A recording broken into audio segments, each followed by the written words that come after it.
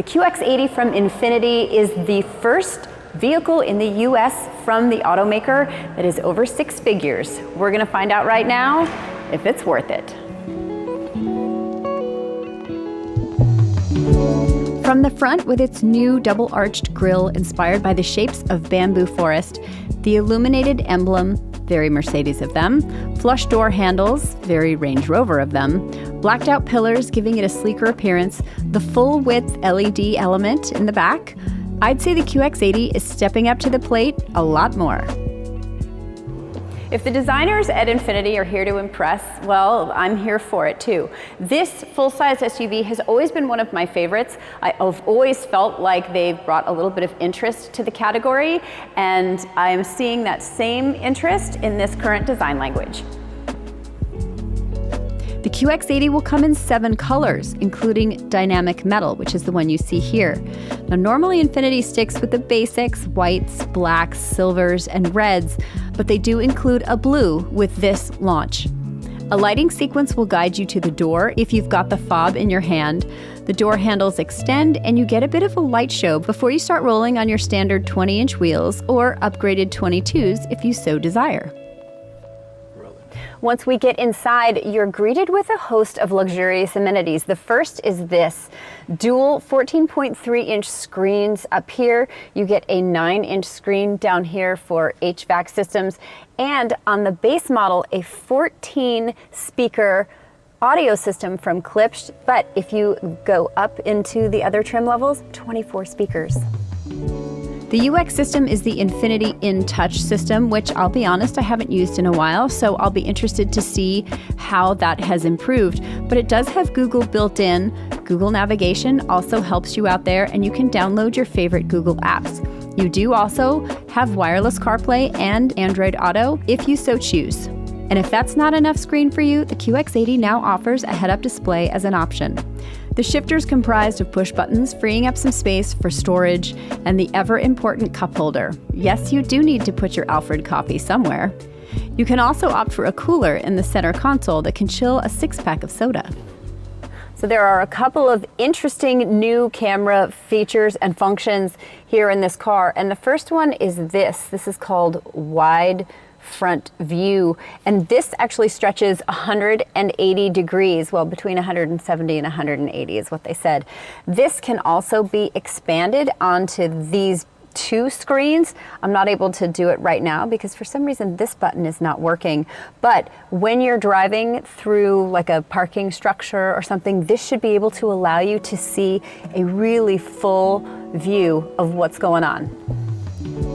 There's also an invisible hood feature, which yes, we've seen before and is great if you're into any off-roading adventure. But this can also be used to help you better judge where curbs are. So for example, when you're parking and you can't exactly see where to stop, use this. I definitely overshoot the curb, but thankfully I don't drive super low cars.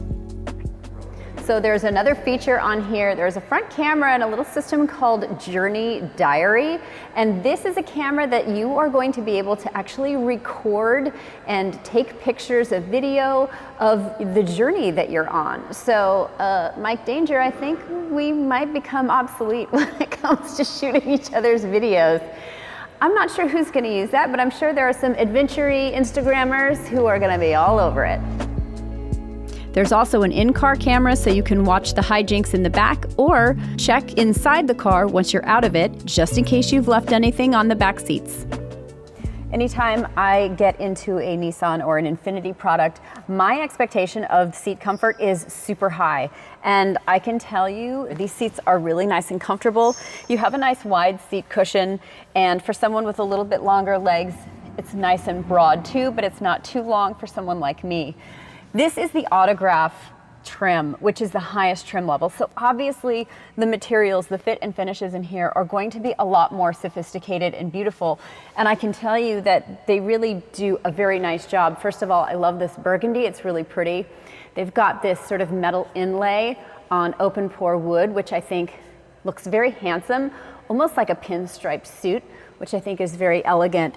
Lots of really soft touch points, and you know, where there is plastic, it's always down kind of below, and it's not super cheapy feeling. So I really do think that they've done an excellent job as far as your immediate environment is concerned.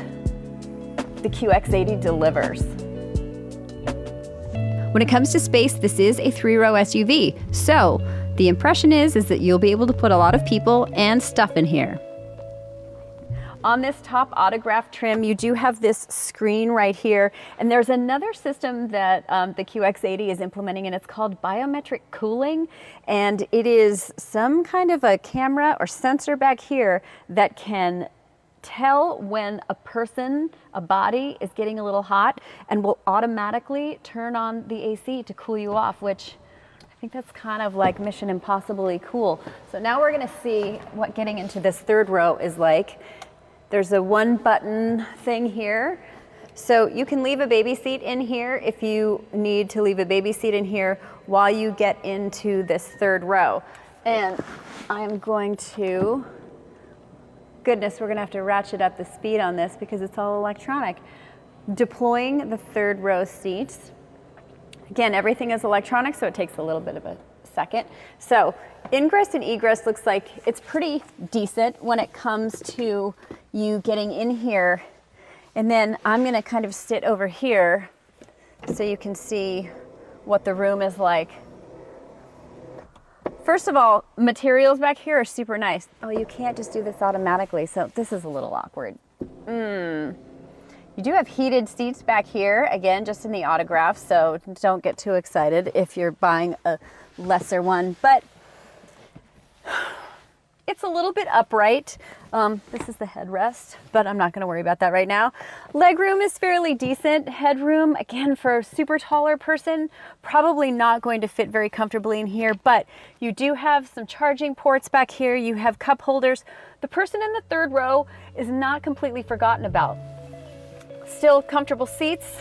Yeah, I could do a stint back here. Cargo space gets 18% greater behind the 2nd row and 30% bigger behind the 3rd row. We don't have actual numbers now, so can't compare that to the competition, but it seems like a good move in the right direction. So in order to store all of the stuff in the cargo space, oh, there's a motion thing. Aileen figured it out.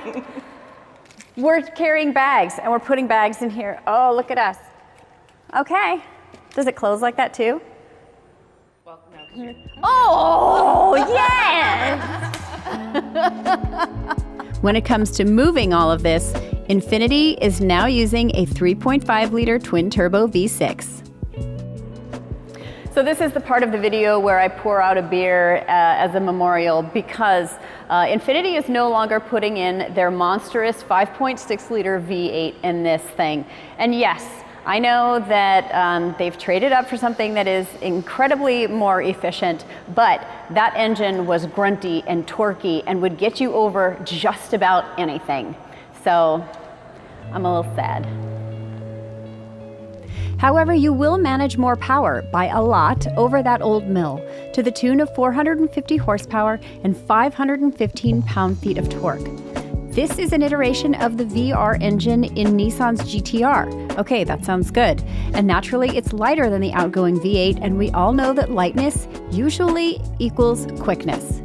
All while being more efficient, so yes, the QX80 should move much better than the outgoing model. I should also note that it's mated to a 9-speed automatic transmission. If you do want to snag one of those V8s, KBB might be able to help you out. If you click on the link above, we can help you find out what your current car is worth for a trade-in. As far as the ride goes, the QX80 rides on a new, or what Infiniti are calling a new chassis. You've got 4-wheel drive capability and drive modes including Sport, Snow, Tow, and Standard that should get you over almost anything you can think of. It also comes with air suspension if you're hoping for something a little bit more comfortable. Infiniti usually imbues this car with a nice ride, and even though it's body-on-frame construction, you will feel very well taken care of. There is, of course, also Pro Pilot Assist that will keep you out of trouble. Things like lane keeping assist, blind spot monitoring, collision warnings, all those kinds of things. But Nissan also does have a hands-free system that you can use on pre-prescribed roads. I haven't used it yet, but I'm very interested to. So I think we'll test that when we do the drive here. Pricing on the 2025 Infiniti QX80 starts at $84,445 for the Pure trim. That's only with rear-wheel drive.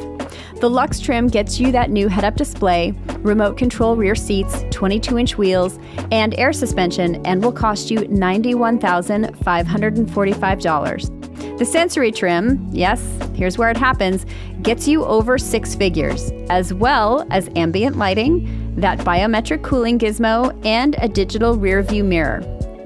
The Autograph, the highest trim, will get you a second row touchscreen for HVAC controls, second row massaging seats, and that in-car camera.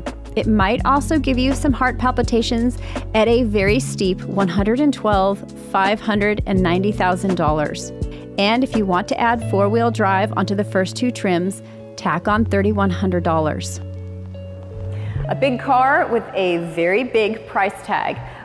So the question, would you spend $100,000 on this car? You know, I'm gonna let you talk about that in the comments. Myself, I'm gonna reserve judgment until I drive it, but it's got some excellent new design going for it. It's got some incredible tech, some of which, I don't know, maybe you'll use, maybe you won't, and a gutsy new engine. I think it's got something going for it. If you want to hear more, subscribe to the KBB YouTube channel for the rest of the details.